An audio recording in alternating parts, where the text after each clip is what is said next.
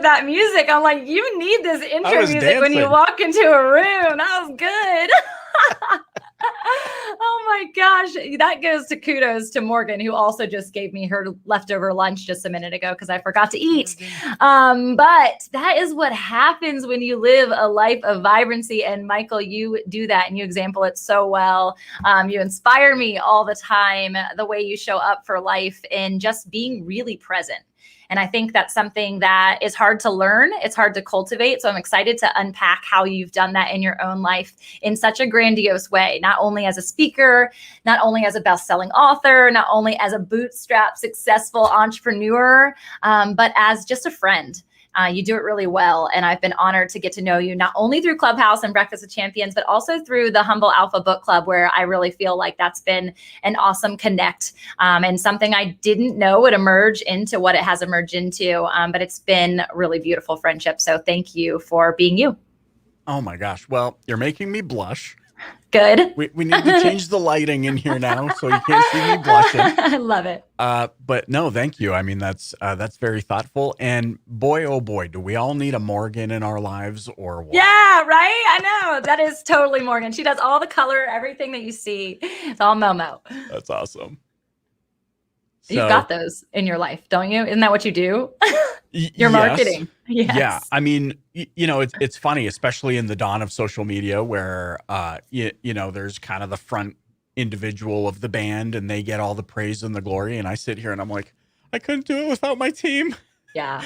My for team sure. is what I feel really that elevates way. the whole deal. Yeah. 100%. You're so right. You're so right. And I think people forget that a lot. And then they're also afraid to step into that because it is a lot to have to even support a team. So it's a lot to delegate. It's a lot to hire. It's a lot to have all of the back end strings that you have to pull in order to make that happen on a consistent basis. But without it, there's no way that I could show up doing what I'm doing now. She's been there literally since day one. So Momo, all the praise. I think that just speaks to the direction that I think, and I really hope, I pray that most organizations are going in, which is, kind of the old school of, oh, well, I don't want to show up and make somebody else rich. That was kind of the old school. It was like, well, why am I here? I think organizations today are at an advantage if they realize that team isn't just a warm and fuzzy thing that you say to feel good about yourself and feel good about where you work, but that you actually realize people have strengths and they're coming from different vantage points with varying levels of wisdom. So we're all here playing a part. And if we do it right, everybody is edified together, right? Everybody's elevated together. So, what's so cool about that too is like, she's an entrepreneur. Like she is my team member, but she also is her own entity, right? She's also her own person. Wow. If you can you hear that crazy ambulance outside of my office? It sounded like music. That was intense. I wish it was. Prayers to wherever it's going and to whoever's driving. But it's this knowing that she is her own person and she's supporting me, sure, but I equally support her. And that's where real team exists. There's not a front runner. I was at this conference this past weekend and this girl comes up to me and she's like, I'm so grateful to you. I couldn't believe all weekend I was just watching you. And I've never had a conference like speaker actually sit with us. They always like stay in the back and then they come up and then they leave maybe after they get selfies with people or they sign the thing. And I want to get into how you're a best-selling author too, because I am in the process of trying to learn how to do that. But she was so shocked. And I'm like, first off, I'm just as called as you. I'm just as qualified and gifted as you. And I put my pants on the same way. I potty in the same potty you go to the bathroom in. And I think people forget that because they see the paparazzi or they see the glam or the glitz or the follower count. And it's no different on Clubhouse. Oh, I'm not worthy of being on stage because those people have a lot. Are you not? Yeah, you actually are. You have a voice and it matters. And I think you make way in every example that I've ever seen, any situation I've seen you in, you make way for other people, which is amazing. Oh, well, that's kind. I think it comes down to the fact that we are all equal. We are all brothers and sisters. And, I think that stems from the fact that I just believe we're all children of the same Heavenly Father. That's right. And so who am I to judge another when I walk in perfectly?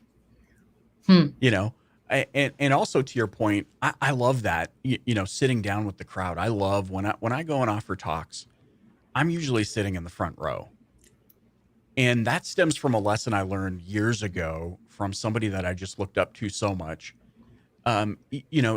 He said it shows how seriously you are taking this, Mm, and it also demonstrates your willingness to learn. And mm. I mean, in that regard, whether I'm the one on stage or I'm sitting in the audience, the thing that we have in common is that we're all perpetual students, or at least should be. Should be, yeah.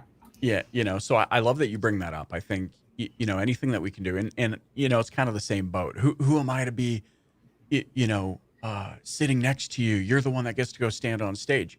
And I just say, listen, I put my socks on one at a time, just like everybody else. I wake up, I ring a bell, my butler comes and draws the curtains, and then puts my Oh my socks gosh, on me. stop it. Stop. But right, it kind of paints a kind of this ridiculous picture of That's amazing. we all have something going on. And you mentioned the media too. Boy, have I Yeah. been on a kind of a media kick where the sooner we all realize that the media exists to shape public opinion, Mm, whether it's paparazzi, whether it's following the glamour or the perceived glamour of, the sooner we realize that that's just there to make us feel a certain way, whether it's inadequate, unworthy, inspired, like mm, whatever, that's why it exists. mm. And, I think, and those that are watching the show or listening, hopefully we're all at a place in life where we realize that that's not what brings fulfillment and happiness. In many You're so cases, right. we've seen it do the opposite. It kind of destroys relationships. It destroys lives. It destroys, so much. That TV network TLC, Yeah. how they always do That the used to be my reality shows. initials, BTW, before I got married. That used to be my initials.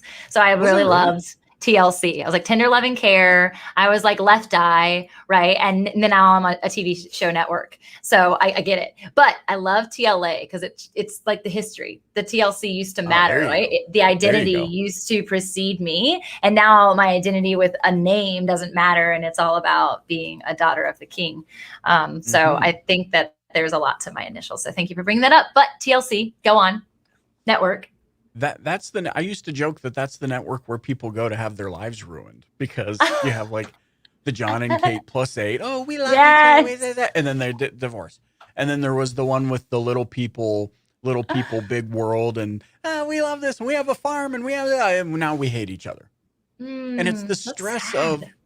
but it's the stress of having cameras in your face all the time and Yep. trying to uphold an image and not creating space for you to live your preferred experience. I love that. So, I love each that of so us are much here. because there is the preferred, right? There's the you and I who are willing to get on a mic, who are willing to get on a stage, who are willing to put our face on the front of a book. And then there are the people who make that happen and that we couldn't do it without them. And that they're okay not being in the limelight. So have you ever done the wealth dynamics test, the personality test? No. Is it like a it's disc really good. assessment? It is. Yep. Okay. And Yep. it teaches you what your best way to create wealth is and what that looks like and what team members you need to support you in order to create that wealth. And so there are the people who are like the lords and the mechanics, and they're like the back end, like tech gurus. There's the schedulers, they're the emailers, the financial people. There are the creators who make all the things like Morgan does, like you or have your agency doing. There are the stars, which are likely what you are, I would guess. And it's not like Enneagram, so I'm allowed to guess and not be wrong, and not feel bad about it when I am. But then I'm missing one. But it's so interesting. And I love so many different personality tests, but it's important for us to realize, again, back to it all matters. And one day, God willing, we have, live shows, right? That we can go to and have people come on guests like this all the time. And we've got a whole network for ourselves. And if I ever had that, the importance that I would be giving is having my husband and as a front row. And I got to experience that this week. And it was pretty miraculous to see when the person who's sitting beside you every single day and going to sleep with you every single night, and I know you have an amazing wife of your own, when you're in tandem, when you are in support of one another, when there's a congruency and a symbiotic experience with one another, the other things come easier. And if you let something like paparazzi or a title precede your relationship, it will destroy it. And you know, a part of my story that I've never even shared, and that matters to me so much because of that. And I won't share it here now, but it's this knowing that there is always a backstory, even in those TLC glam moments, even in that paparazzi, even when someone's getting their socks put on them or they're putting on their socks, right? 100%. There's always a backstory. And that's the story that honestly, ultimately matters. It's what we're called into sharing. It's the testimony that God has shaped us for. And so I'm curious about you. I had that question at the beginning and I want to circle back to it. How are you so present? And did you ever live a time in your life when you weren't? Yeah. Yes. And I think to provide even further context to that, I don't, I think I'm always iterating, Yeah, right? always becoming, always Always becoming. becoming. Yeah. I love the word becoming, because that really is, to me, how it all, am I present? I don't know. Like, am I Mm, always present? I don't know, but do I want to be? Do I have that willingness? Am I here with you right now, not concerned about anything else? Yes. Is it always that way? Maybe not. Um, that's good. so I don't want people to think that I'm like, have it all figured out or perfect in that regard. But how do I get to the point I'm at now? I think it ties into what you were just saying about backstory. I'm not one of these individuals. And by the way, no shame and no judgment towards any of them that have these grand stories of homelessness or living in a car or, experiencing like, I don't have anything like that. I grew up in an amazing household, two loving parents, taught us well, both immigrants, European immigrants, first generation Canadian. I'm in Canada. Cool. Son of an entrepreneur. It's like in our DNA in our family, but we were raised to kind of have a fight in us. If you want something, go for it, put in the effort, work hard. Um, so I was raised in a fantastic environment, a very nurturing, loving environment. For whatever reason, in my early 20s, fell into a deep, dark, suicidal depression. Hated life, hated people, turned my back on God, turned my back on everything I knew was providing nourishment to my life, essentially. Just fell into this deep, dark hole. And it was also just before this experience that I met my now wife and we started dating. We actually were engaged. And I often look back and I think, why did this woman she could have thrown the ring back at me so many times. How, why, what's going on? Why did she stick with me? Now, in hindsight, we look back, having overcome that experience together, married now 13 going on 14 years. We've been together 16, 17 years. Looking back on that experience, I have a burning testimony that God can make weaknesses strong. He can turn weaknesses into strength. Wow. Why? Because I really firmly believe, looking back, that because my wife and I had to figure something out before we even got married, it has provided a backbone and a strength to our relationship where, she often says, I love our boring life. Now, it's not that our life is boring. It's stable. It's secure. We learned how to, resolve conflict. We learned how to deal with one another when one of us is really extremely low. We learned to communicate. All of these things that I think create a recipe for, who I am today. But also going through that experience and overcoming. Only the Lord knows why. Okay, I don't know why yet. I came out of it with an insatiable desire to lift others. It heightened my sensitivity for others, almost to the point where, I remember one occasion where I was the keynote speaker at an event in Denmark. They had flown me all the way to Denmark. I thought I was there. It was their annual marketing conference, Tamra. I thought I had all the thoughts in my head about how to marketing and then relationship selling, all this kind of stuff. I walked into that room. There were, maybe 500-600 people in the room. And immediately I thought there's people in here that are depressed, that don't know why they're here, that don't know why they showed up, you can just feel it. It's hard to explain, but your sensitivity to that energy on a dime. I walked onto stage thinking, I don't know what I'm going to talk about, but it ain't marketing. And I just had this experience. This is so good that we're having this conversation. Okay, so you get it. Totally. I just delivered. And honestly, I don't even remember what I talked about, but I know I didn't talk about marketing. Yeah. And I brought my wife with me. By the way, we have this arrangement where she says, I married an entrepreneur. If you get asked to speak or go travel somewhere cool, I also come. Always. Yes. Always I and love forever, that. I am your plus one. So we're in Denmark together. Oh my gosh. I see her sitting in the back of the room and she's like, oh my gosh, he is not talking about what they hired him to talk about. And so, of course, my heart flutters a little bit as I contemplate what the conversation is going to look like after I get off the stage. The event organizers came up to me and said, that was not what we expected. It was even better. We so needed that. And so, to your question about being present, I think, I don't know if I'm consciously saying, okay, I have this appointment with Tamra, I'm going to be extremely present. I think it's more about just understanding that someone, somewhere, somehow may or may not hear something that we talk about today that will alter the trajectory of their life in a positive way, hopefully a positive way. And for that, I will drop everything every single time. That is incredible. And totally why you're a humble alpha, by the way. So good. The thing that you said at the very beginning as you were sharing that, and it's so, you don't even know the parallel to the story you just shared to my life as of literally yesterday. So this is so cool. God is so good.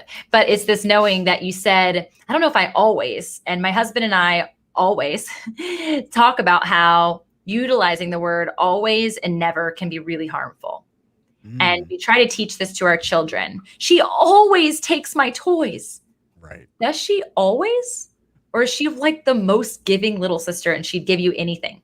Right. Does she never help you? She never helps me. Does she never? Are you sure? So that's just in children, sibling rivalry. But think about your relationship with your spouse.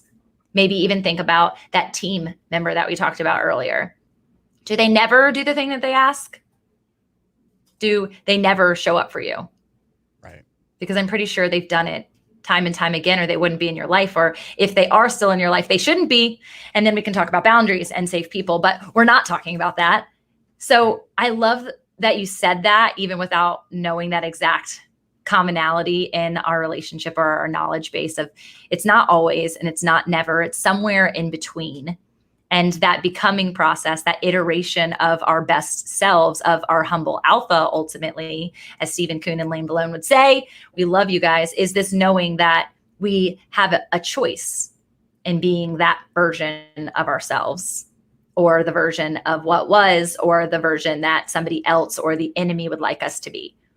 Yeah. And so I'm loving that you had that experience. And I just had that experience when I was in Colorado with the social media show, Ashley Faye. Have you connected with them? And they were at the Embrace Your Ambition conference. And it was the first time that I ever brought my husband to one of those things. And it was the first of many, because it was amazing to have that experience, to have him there, and everything that I had prepared, God completely wrecked. Even the vision that I had, that I was like, God, this is what it's going to look like. He's like, no, it's not. It's going to look like this. And I showed up in prayer that morning in the wee hours of the morning. I basically was up for 24 hours. And I just prayed. I was like, God, like, just let me be a vessel. I don't want to stumble over my words. I don't want to have to look at my screen the entire time in my notes. I don't want to not meet the person that is needing to meet me. I want to be in the same bathroom with them. I want to sit in the same row as them. And I just want to be really present. Yeah. And so many things transpired. And so many things will continue to transpire in your life when you say yes and you surrender to what your plan looks like, to what God's plan is. Michael Huey says that, do you want to live in his permissible will, or do you want to live in his perfect will? And I want to live in his perfect will. And I don't always get it right? That's the hard part. Yeah. You know, what's interesting about that, you use the word vessel, right? We know the Bible uses terminology like vessel or instrument, being an instrument in the hands of the Lord. Well, I think about that in conjunction with what you just said. You know, I think of a pilot. I have a nephew who just got his pilot's license, and so we've heard about instrumentation and the purpose. That's awesome. And you think about the parallel. What does it mean to be an instrument in the hands of the Lord? You know, if I create a parallel, and by the way, I'm not a pilot, but boy, did I think I was going to be Maverick from Top Gun until I was at least 18. I dated Goose. I actually dated Goose. That's what everybody called my boyfriend in high school. So that's awesome. I love it. Yeah, Goose is just as cool as Maverick. You think about the purpose of the instruments of an aircraft. They are to provide you with guidance so that you can ultimately arrive at your desired destination. And so you rely on those instruments. Now, if we create that parallel to us as brothers and sisters, as a human family, as children of God,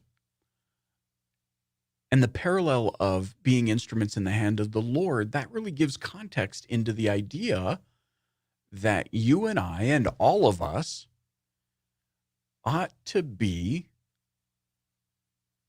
a guide for who people can look at for remission of their sins.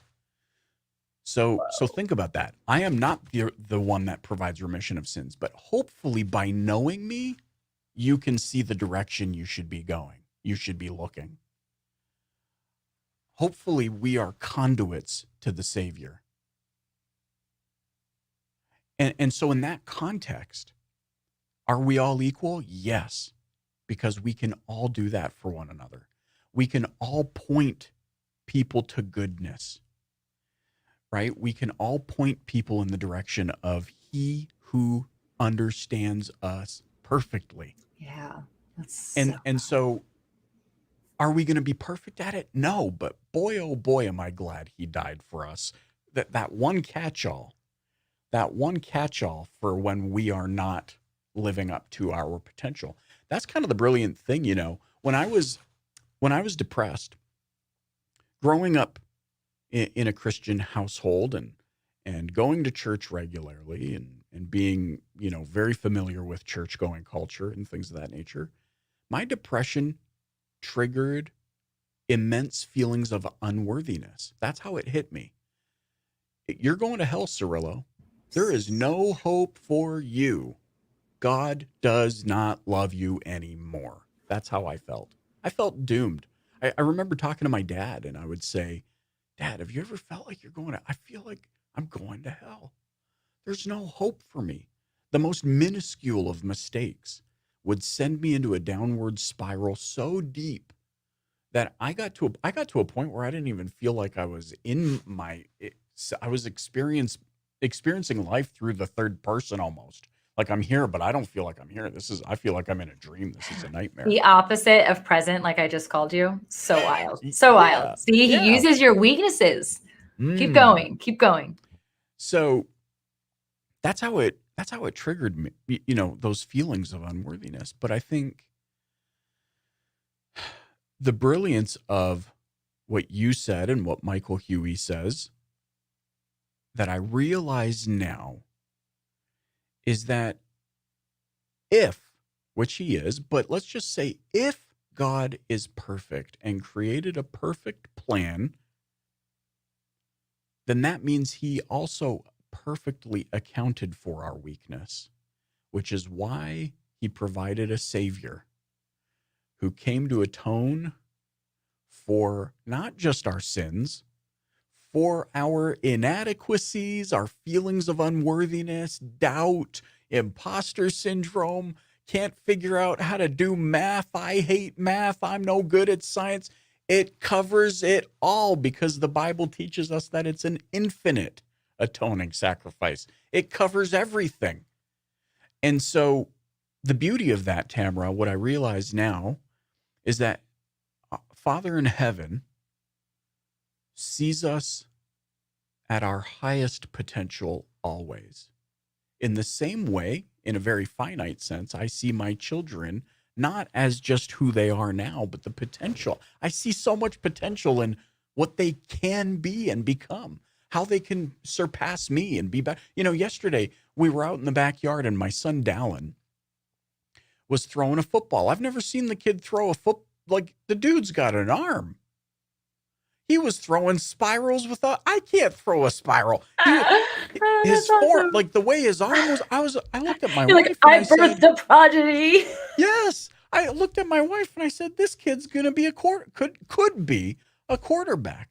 And she goes, yeah, he got the sports genes from me, which is true.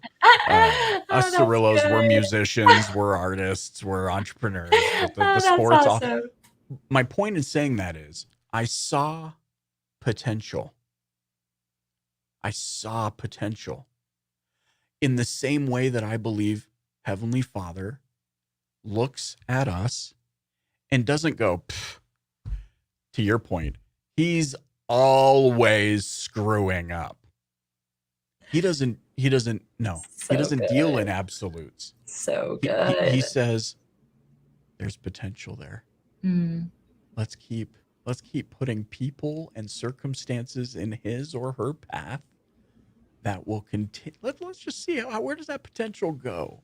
He already knows. He sees the end from the beginning. But when you look back, you go, oh, the reason I had that conversation today, the reason I met that person, the reason I got in that fender bender, the reason that, I got cut off in traffic. I don't believe in coincidence, Tamra. I believe in divine design. And so under that context, under that umbrella, I just think if we could have faith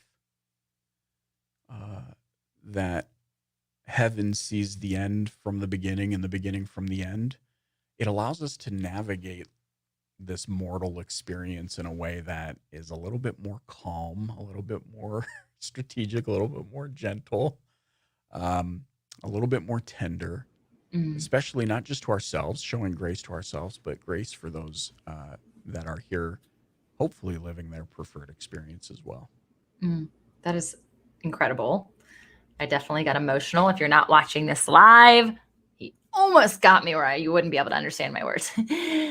So good and so critical for us because it feels like just in that understanding, just in that vision, that as you showed me like the look through your eyes and I witnessed in that moment as you did it, because God speaks to me in vision, him looking down on his children, just like you were looking down on your son in that moment, in that potential place, feels like the enemy strategy, which is the ultimate enemy strategy in every single situation, including depression, including anxiety, including suicidal thoughts or destruction of marriage or any of those things. It's based in shame that he sees us. He loves us. He wants what's best for us. And he already planned for the outcome to be better, to be used as a strategy for us to serve and show up as the best version of ourselves in line with who he planned for us to be. And so there's no shame in that. Instead, it's actually quite empowering. It's saying, whoa, I have a tool that person needs, and let me get it off my tool belt and dust it off and hand it over to them so they too can live in that perfect will. So they too can choose today to be more present. That they can unlock this shame-placed point of depression. That's unbelievable. I hadn't actually ever thought of it that way. And even though I've spent a long time, half a decade, in fact, releasing shame, that's what brought me to tears, is because I've never been said it in that way. So thank you. I want to know, is all of this greatness, in your book, or is your book about marketing? Tell me. My book's about marketing. No. Yeah, my book is about marketing. It's interesting. I have felt the desire to write a more personal book, but also have decided that I would hold off until I really felt that burning desire. Like a lot of people talk about how they feel inspired by the Holy Spirit or whatever. For me, I've learned in my life that it comes when my heart beats so hard and my ears get warm. Like I can't explain it. I'm just like That's awesome. I'm feeling moved upon right now. I'm feeling inspired and so I know it's going to happen. But the space is not yet. And I don't know why. Maybe there's a circumstance. I'm not one of these individuals that just pumps out books every three. Like, there's not going to be a Michael Cirillo Chicken Soup for the Soul series. Awesome. I don't aspire to that, but Yeah. there is something there. Now, what's interesting about it is that when I did start writing the marketing book, it was actually going to be about overcoming mental health. Not a medical book, just here's my journey. More like how to show yourself a little more self-grace. Huh. How to be, and then all of a sudden at the last minute, I just felt, no, not yet. Not yet. Perhaps, who knows? Perhaps I need more parenting experience. Perhaps I need more life. I don't know what it is, but I don't want to write a book for the sake of writing a book. The message is in there. It gets clearer by the day. By the way, you put up the dealer playbook graphic in the beginning that Morgan put together. And a lot of people ask me, why in the top left does it say CMG with a flame? Mm-hmm. Well, there's two things to that. It's Cirillo Marketing Group, but it's also Clear Message Group. Ooh, I love and that. the flame comes from Matthew, hiding your light under a bushel, right? Versus setting it on the hill.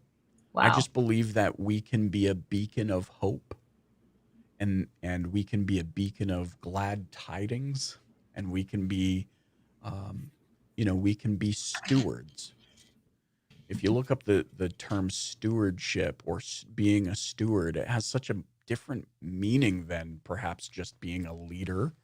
Not just being a leader, but being a leader, or being it, like stewardship really, to me, it's kind of that visual in the Bible of the hen taking her chicks under her wing.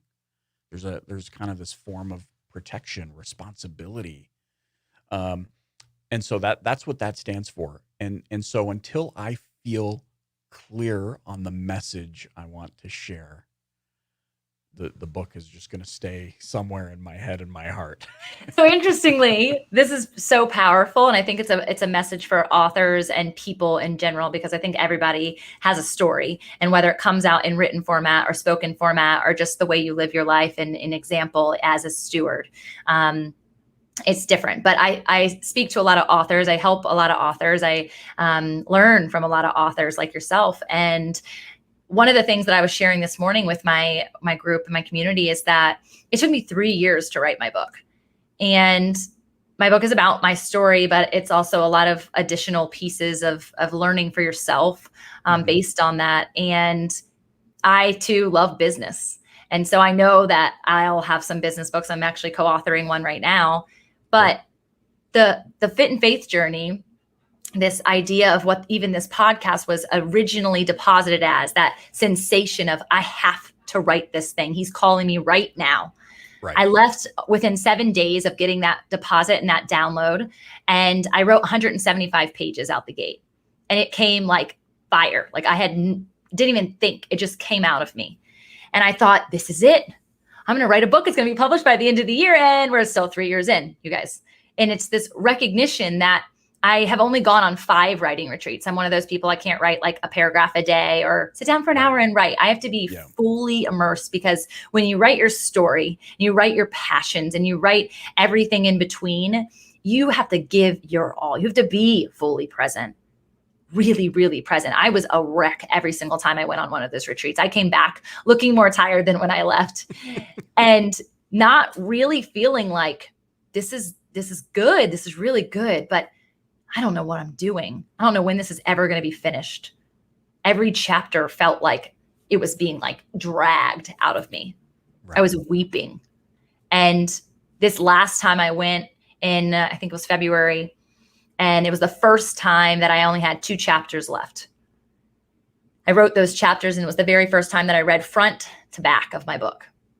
Because you also are probably told that you don't edit as you go. You just get it all out there and then worry about the editing next, because what you do in the raw is generally better than what you critique, right? And so first time I read it, first time in 3 years, I didn't weep. I turned that last page of the book and I heard definitely. I heard, now's the time. And I released the book to the editor. And I know, as it's in the editing process right now, that if not one person reads it, that's not the goal. The goal is bestseller, right? But if not one person reads it, I now get to live from a scar rather than a wound. And it was a part of my healing journey. Yeah. And so I encourage people to write, and I don't journal on a daily basis, but if you have a story, start writing it down, because one day you're going to turn the page and you're going to realize that's what it was for. And I get to serve from a place of that last chapter every single day. And so I encourage you. I want to see it. I want to read it. People need to know it, but it's got to, like you said, be in God's timing. It might be 30 years from now. It might be 3 days from now. Yeah. So I hope that meets you somehow, some way. It does. It does. And you know what I love about what you just shared is this concept of time, and how it ties back to living, choosing, and or creating our preferred experience in life. See, I don't get to choose time. I might only be here for 3 more hours. I don't know. And so because none of us get to choose time, but that means that what's left is that we get to choose the preferred experience inside of the time that we have. And what I think is so powerful is, it makes me think of one of my favorite, kind of visuals from the Bible is the parable of the lost sheep. Just this visual of who among you would not leave the 99 and go off into the wilderness to find the one. And when you find it, you lay it upon your shoulders and return it to the fold rejoicing. Well, in your experience, I love 2 things. First, we know that your story will have an impact on people, on others. But in so doing, I think oftentimes when we have a desire to serve, we forget about ourselves, that perhaps we are the sheep that needs love. And so I feel that way about pretty much any output of mine. When I started my podcast 7 years ago, you're like a real OG BTW. That's like OG status, y'all. If 7 years for podcasting, because now like everyone has a podcast, but that's amazing. Yeah. Well, and by the way, the podcast, The Dealer Playbook, started 7 years ago. Nobody saw the iterations before that, which actually started in 2012. Wow, that's amazing. And I'll have to show you. I want to see. I show you the cover artwork. It's hilarious. But I felt like when I launched the Dealer Playbook podcast for my target audience, which is primarily retail auto dealers, I felt like if 100 people listen to this thing, I will be ecstatic. I had no clue what was going to happen to this thing. I didn't know Gary Vee was going to be episode 10. I didn't know Dr. Willie Jolly, who at the time had the #1 rated Sirius XM motivational show, was Wow. going to be episode 5. I didn't know Grant Cardone was going to be episode 15 and episode 16 because he talked so long that we had to Of split it course. into 2 episodes. So good. I didn't know it was going to explode. And even to this day, after it has exploded and gotten bigger than I could have ever imagined, my mind still reflects back to what you said. A lot of it I do for me, actually selfishly, because I love having the conversations with people who probably on a regular basis I wouldn't get to go call up and have lunch with. You wouldn't be putting your socks on next to. You know, the number of lessons in business and life that I've been able to have on a one-to-one like this has been tremendous. But I'm also so enriched by the one individual who at some point comes out of the woodworks and says, Michael, this changed my career. I've been listening since day one. And we're like 7 years into it and they're just reaching out to me. I think about the journey that individual's on. And that they may have been in a place, you know, a lot of people, because I'm open about the mental health stuff and everything. I don't shy away from those topics on my podcast. And so a lot of people have gotten to know me because of that and just thanking me for being a voice in that regard. But I think about their journey and how it's taken them 7 years to gain up the courage to send me a message on LinkedIn telling me that it's impacting. And I go, isn't that the point right there? That we are all here together, though we are on different timelines, we coexist at the same time. And so if that is true, regardless of the timeline or life cycle that each of us are in, each of us has a responsibility to be a shoulder of support and perhaps both the, what's the term? Be an under shepherd. Christ is our shepherd, but we can be under shepherds. We can be the ones who are constantly reaching out and perpetuating his message of joy, hope, peace, long suffering, and hopefully help lift one another in that regard. You know, people don't realize that just because we're the ones behind the mic or on camera, how much a message from somebody can mean to us. To me, I go, man, they're doing more of a service to me than I think they realize. And so to me, that's just I love thinking about that. You're so right. You're so right. And that's the thing. It goes 2 ways. It's like, it's for the one. That one might be you in that moment, but that one also might be that one person that you feel prompted to talk to right now as you're listening to this, to say, I should really reach out to that person. Or if somebody's dropped into your spirit, I've been trying really hard to be present enough to take the pause and reach out to them, even if it's just a text or a voice memo. Say, hey, I just saw this thing and it reminded me of you. And I just hope you're having an awesome day. And, you know, Glenn, who we got connected through with Breakfast with Champions, he says this as a part of his morning routine, but I don't do it as a part of my morning routine. I do it consistently, not always, but not never. Right? I do it consistently. And it's something that's behind the scenes that people don't see from a forward-facing perspective, that they don't see the response that they have or the weeping that they partake in because of that moment being seen or heard or known. But when you do that based on intuition, based on that deposit, there's that massive plan, that strategy that he knew, right? God knew that if he dropped this person into your spirit and you reciprocated in response, that person's day and life for 7 years would be changed. And that togetherness, that cohesiveness is how intimate God is with our lives every single day. We might feel like no one's listening. We might feel like no one's showing up.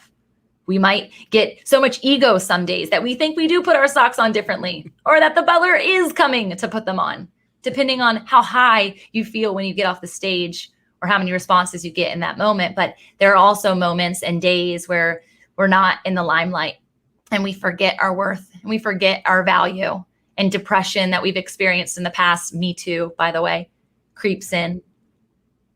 And yet we serve a God who sees us And in that moment, he drops our name in somebody else's spirit. And so I encourage whoever's listening, and I encourage you to continue to do it, Michael. I know you're so good at it already, but for us, I'll say, to keep being present enough to follow the God whisper. Because often, just like a sheep, we forget that because they're not really bold, because they're not really loud, that they matter any less or any more than us or them. We're all the same. That's that brotherhood. That's that family. And there's no hierarchical structure here on earth. And I think when it comes to, I'm going to flip the script real quick because I got to get this in selfishly. When it comes to marketing, weird transition, God is good. When it comes to marketing, in the same perspective, people see numbers and they see face value and they see really rad intro videos, and they belittle themselves and they belittle their businesses and they belittle their calls because there's not as much of a following or as much flashy things. But just like you said with the TLC network, what is flashy is not always what is forever. Mm-hmm. And so in seasons, you see flash and then you see it go away. And I don't want to live like that. I don't want to be that, to be my story. And so I'm curious from a marketing perspective, how do you prepare people for sustainability? How do you prepare them to consistently be present and aligned in their message and not let the things like numbers or flash or paparazzi get to their head? The first thing is I ask them, are you a fish? No, I'm kidding, I don't. But fish follow shiny objects. I totally follow shiny objects sometimes. I'm not a fish. I love the ocean. The point is, we're not immune to it. And I think our human nature, especially this day and age, I think, more than ever, we have to deal with this. At the velocity at which messaging and promises and glamour get thrown at us. I often joke, even though I'm an online marketer, I joke, I kid that the internet has a keen way of transforming people to an alternate reality where stupidity is the norm. That's good and true. Because, and I'm just going to mention names because they're very well-known names, but this is not a dig at them, okay? Actually have a lot of respect for these individuals. But you see, and I'll try and explain where I'm coming from here. You see the Billie Jean is marketing. And what does he say? He speaks from today's vantage point. I run ads, I get leads, I grow my business, hundreds of millions of dollars, blah, blah, blah, blah, blah. Great. What he's not telling you are the beginning phase of starting his business, when he didn't know how to write a business plan, when he didn't know how to start a Facebook ad, when he didn't know the right copy and customer psychology and phases of the buyer's journey. Mm. We only get the today genius version. And that has a keen way of either A, making us feel incredibly inadequate, therefore positioning him as the person we want to pay. Great. Yeah, totally. Or B, it leads us down a path where we think, well, that it must just be that easy. Yeah. All I got to do is run Facebook ad, get leads, grow business. And then you run Facebook ads, you get crappy leads or no leads or a ton of eyeballs. And you go, this sucks. It doesn't work. I got lied to again. I got scammed again. And or there's other online marketers out there. Now, we're done with Billie Jean. I don't want to attach what I'm about to say. I'm not. I wasn't thinking about it anymore. Okay, great. I just wanted for people watching. This is not about him anymore. That was just one example, but it's, he's very well known. So then you have this other online marketer who says, I have figured out how to lasso the sun, the moon, and the stars. Pay me $7 for this PDF. So you pay the $7 for the PDF, and the PDF funnels you to an online webinar that you have to pay $47 for, regular price $197, $297, whatever. My God. Then the webinar is there to position you for the $497 offer. The $497 offer is to position you for the $1099 offer. The $1099 you are down a rabbit hole where you actually didn't get anything. You're not any further ahead, but what you've realized is, why didn't they just ask me for $5,000 to give me everything that I need right Yeah. now? Yeah, And so exactly. that makes people skeptical. So I bring Gosh. all of this around to um, this point. You would think by the way, people are going to go like, okay, we get it. He loves airplanes. But here's one more airplane analogy. A pilot has to do ground school before they ever get into the aircraft. They can't expedite ground school. They must learn everything that needs to be learned. Part of that is learning about the physics of flight and the why, the law of lift and, all these sorts of things. Then they sit in the aircraft. Then they learn how to get it down the runway, which is usually very bumpy. Then they learn how to get it into the air. And not until they have learned to do all of those things properly can they sustainably fly the plane at 30,000 feet. All of us want to go, oh, ground school? Ugh. Forget it. I want to soar I want to be up in the clouds. How do I get up into the clouds? That's where these online marketers, some of them come in and they say, I've figured out a recipe that can teleport you to the clouds. Pay me $9.99. You know what I mean? Yeah. Because No, it just 100%. appeals to all of our. So sustainability for me is first, it's getting real. Hey, you, just getting started. Here's what you really need to consider. Right? Well, how do you know? Because I kept my mouth shut for over a decade while I did it for myself. And while I helped others do it, I kept my mouth shut until I had proof. And guess what came from it? I got to build a business that put food on my table, that created a lifestyle that's, so it's So not good. like I didn't lose anything, but Yeah. I grew, I learned, I failed, Tamra. You know what I mean? But that Yeah. also created wisdom, that created Yeah. experience. So sustainability is getting real. It's getting clear. How do I not flip flop? Because I have confidence in the path and the course that I've set. Think about this scene for a minute from Alice in Wonderland. Okay. For the children watching. You guys, he's talking about pilot school and now Alice in Wonderland. I love it. Go. Think about this. Okay. How do you stay the course? Well, first you have to decide where you want to end up, and you have to unapologetically own it. That's what I want. That is not what I want. Right? Mm-hmm. Think about Alice. Alice arrives at a fork in the road with the tree, and who appears? What is it? Cheshire Cat? Yep, cat, yep. And she goes, help me. I don't know which way to go. And he says, what? Where do you want to end up? And she goes, anywhere, I guess. And what does he say? Then any path will get you there, I suppose. I've never picked up on that. Right? So good. Any path will get you there. If you don't, you want to go anywhere, any path will get you there. We do that too much in business and in marketing. Totally. Ooh, I want that. Ooh, I want that. Ooh, I want that. Ooh, I want that. That's the same equivalent. Ooh, I need that software. I need that software. I need that software. Believe it or not, without Clubhouse, without social media, there are still people on this planet who are growing their business at this very moment in time. Think about it in this context. I didn't feel any pressure with Clubhouse once I knew about it, because I knew it had actually existed before I had heard about it, and yet my business continued to grow. So it's about picking your path, deciding what is your desired outcome. That's the true definition of success, by the way, if you look it up in the dictionary, a desired outcome.